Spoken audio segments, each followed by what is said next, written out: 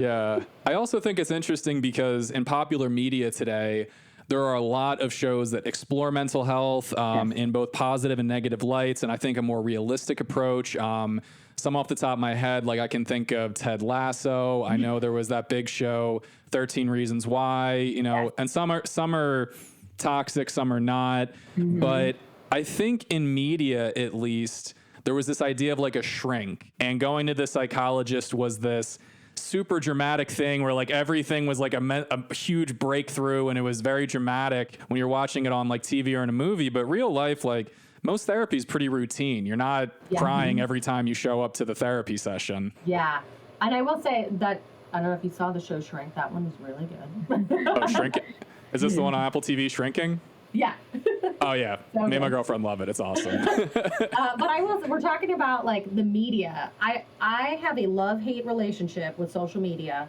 I love it because it's actually destigmatizing a lot of mental health issues. I hate it because it's putting out information that is maybe not correct or is correct, but making a lot of people think they have certain diagnoses or conditions that they don't have. Right. And so it's like we have to work a little harder to educate our clients on like, you don't actually have borderline personality disorder because you have 1, 2, 3. Like, Yeah. you just happen to have those things. It doesn't mean you're this.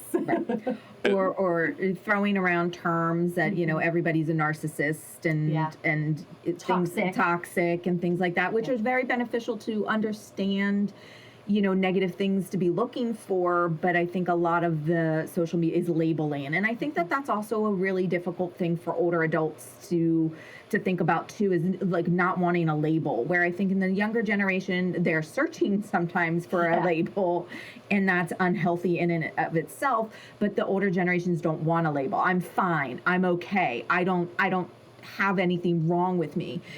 And mental health isn't something wrong with us. It's just like any other medical issue that we all are dealing with and have to manage in our life, and looking at this as managing our health as a whole. And our mental health is just as big a part of our body as our arms and our legs and our heart and our lungs. We need to take care of it.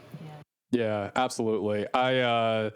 It was so funny because there was this period where all these quizzes would come out and they'd be like, 10 questions and we'll tell you what your mental health diagnosis is. And they'll be like, you have all 3 dark triad, narcissistic personality disorders. And you're like, oh, I guess I'm a sociopath. Like, Oh my God. I did one of those and I was like, how do I have that? Like, I forget what it was, but like, that makes no sense to me. Yeah. And I think there's just so much misinformation out there. I know for me personally, a lot of the content out there is like, you don't need antidepressants, you don't need anti-anxiety, you don't need therapy, you just need to eat vegetables, you need to get good sleep. And then like, I started taking antidepressants and all of a sudden I was like, oh my God, I should have taken this like 6 years ago. Like, it helps me do all the good things. Yeah. It's where there's the pros and the cons. We have to be mindful of the information we receive and where we receive it. And the thing is I can find anything that I want information for. I can back up any one of my thoughts by getting information. Yeah. And that just doesn't mean that that information is accurate. And I think that can also be scary for a lot of people, like getting the accurate information and being well informed rather than just informed. Yeah.